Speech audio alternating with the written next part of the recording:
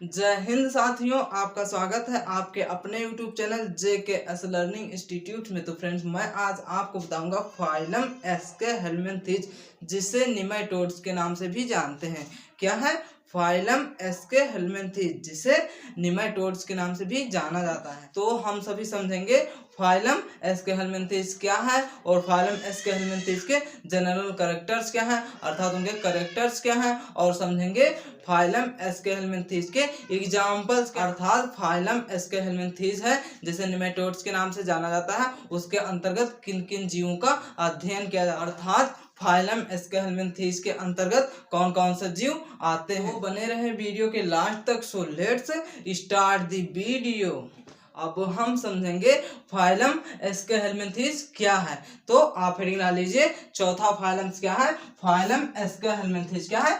Phylum एस्के हेलमिंथेज, जिसे nematodes के नाम से भी जानते हैं। क्या है? संघ एस्के हेलमिंथेज, जिसे निमेटोड्स के नाम से भी जानते हैं। तो आप हेडिंग डाल दीजिए, क्या है? फाइलम एस्के हेलमिंथेज, जिसे निमेटोड्स के नाम से भी जानते हैं और इसको फाइलम निमेटोडा भी कहते हैं। तो आप हेडिंग डाल लीजिए, क्या है? फाइलम एस्के हेलमिंथेज। तो समझते हैं फाइलम एस्के हेलमिंथेज क्या है। तो लिखा हुआ है, क्या लिखा हुआ है? Aschelminthes is an absolute classification group of worm like invertebrate primary round worms their feature having a pseudocoelomate। कहने का मतलब है जो फाइलम एस्के हेलमिंथेज है, जो एस्के हेलमिंथेज है, उसको एब्सोल्युटली क्या है? क्लासिफाई किया गया है। किसके फॉर्म में? वर्म के ग्रुप में। क्या है? वर्म के ग्रुप के रूप में क्या है? क्लासिफाई किया गया है।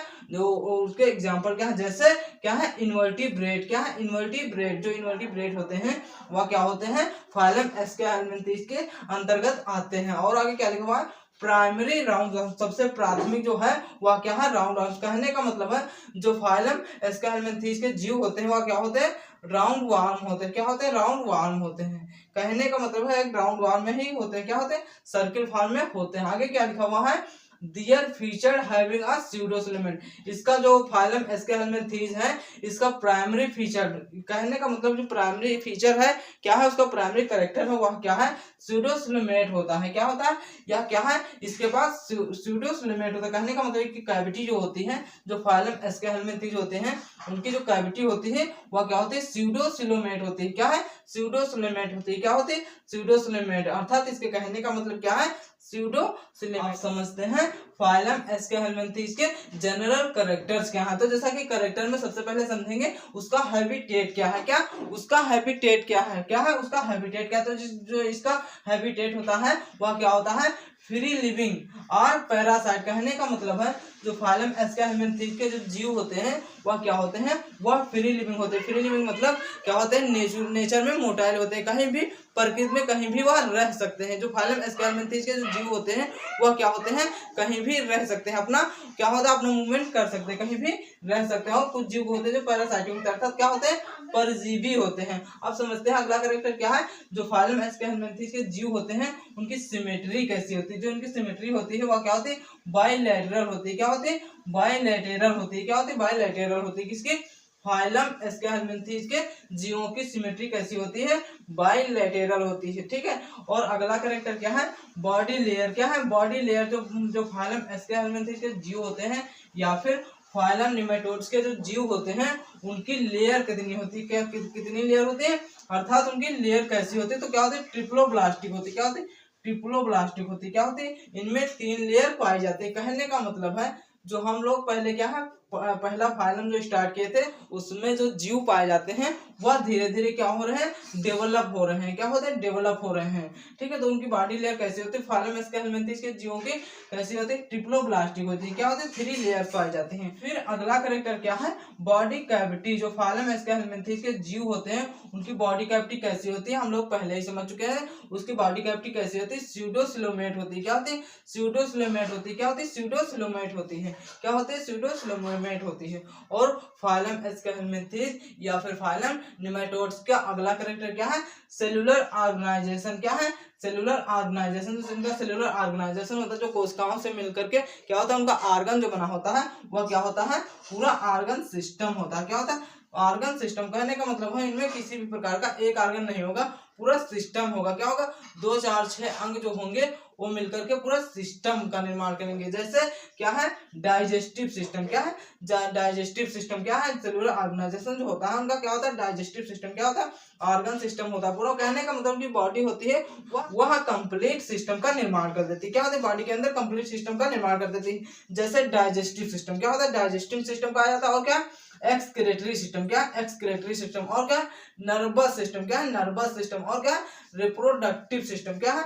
Reproductive system. कहने का मतलब है जो फाइलम एस्केलमेंथीज होते हैं या फिर फाइलम एस्केलमेंथीज के जो जीव होते हैं उनमें ये सभी क्या है? सिस्टम डेवलप होते हैं। कहने का मतलब है ऑर्गन सिस्टम का मतलब क्या होता है? जैसे डाइजेस्टिव सिस्टम जो होता है उसमें क्या होता है? माउस शामिल होता है। माउस के बाद क्या होता है? एसोफेगस होता है। क्या होता है? एसोफेगस। उसके बाद क्या होता है? स्टमक होता है। स्टमक के बाद क्या होता है? क्या होता है? Small intestine. उसके बाद लार्ज इंटेस्टाइन। इसी प्रकार से जब कई अंग मिल करके एक सिस्टम का निर्माण करते हैं तो उसे क्या कहते हैं? ऑर्गन सिस्टम कहते हैं। तो आप सभी समझ चुके हैं फाइलम एस्केलमेंथीज क्या है और फाइलम एस्केलमेंथीज के कैरेक्टर्स क्या हैं। इसलिए वीडियो को पॉज करके एक स्क्रीनशॉट ले ले, मैं दूर हट रहा हूँ, फिर आपको बताते हैं कुछ कैरेक्टर्स फाइलम एस्केलमेंथीज के रह गए हैं इस पेज पर, अर्थात फर्स्ट पेज पर रह गए हैं जिसको हम नेक्स्ट पेज पर आपको बताते हैं। हम समझेंगे फाइलम एस्केलमेंथीज के आगे के कैरेक्टर्स के हैं, अर्थात हम लोग फर्स्ट पेज पर समझ चुके थे किसके? फाइलम एस्केलमेंथीज के जनरल कैरेक्टर्स। अब समझेंगे आगे के कैरेक्टर्स जो कि क्या है? फर्स्ट पेज पर रह गए थे। तो जैसा कि अगला कैरेक्टर्स क्या है? सेक्सुअल डायफॉर्मिज्म। क्या है? Sexual dimorphism. क्या है? सेक्सुअल डायमॉर्फिज्म कहने का मतलब है जो लैंगिक ऑर्गन होते हैं। क्या होते हैं? लैंगिक ऑर्गन जो होते हैं वह कैसे होते हैं? तो जैसा कि जो फाइलम एस्केलमेंथीज के जो जीव होते हैं उनमें क्या होता है? जो उनकी मार्फोलॉजी होती है या फिर जो सेक्सुअल ऑर्गन्स होते हैं वह अलग अलग डेवलप्स होते हैं। मेल एंड फीमेल अलग अलग डेवलप्स होते हैं। कहने का मतलब सेक्सुअल ऑर्गन अलग अलग डेवलप्स होते हैं। जैसा कि लिखा हुआ male and female different morphology. दोनों में क्या होगा? दोनों में क्या होगा? जो सेक्सुअल ऑर्गन्स होंगे वह क्या होंगे? डिफरेंट डेवलप्स होंगे। कहने का मतलब है जो मेल होगा उसमें सेक्सुअल ऑर्गन अलग होगा और जो फीमेल होगा उसमें सेक्सुअल ऑर्गन क्या होगा? अलग होगा। जैसे कहने का मतलब है जो मेल होगा उसमें क्या होगा? प्राइमरी ऑर्गन टेस्टिस होगा और जो फीमेल होगा उसमें प्राइमरी ऑर्गन क्या होगा? ओवरी होगा। क्या होगा? प्राइमरी ऑर्गन ओवरी होगा और मेल में क्या होगा?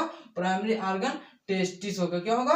टेस्टिस होगा। तो आप समझ चुके हैं क्या है? फाइलम एस्केलमेंथीज में क्या होगा? धीरे धीरे डेवलपमेंट होगा, इसलिए क्या होगा? सेक्सुअल जो डायमॉर्फिज्म होगी वह क्या होगी? मेल एंड फीमेल में डिफरेंट होगी।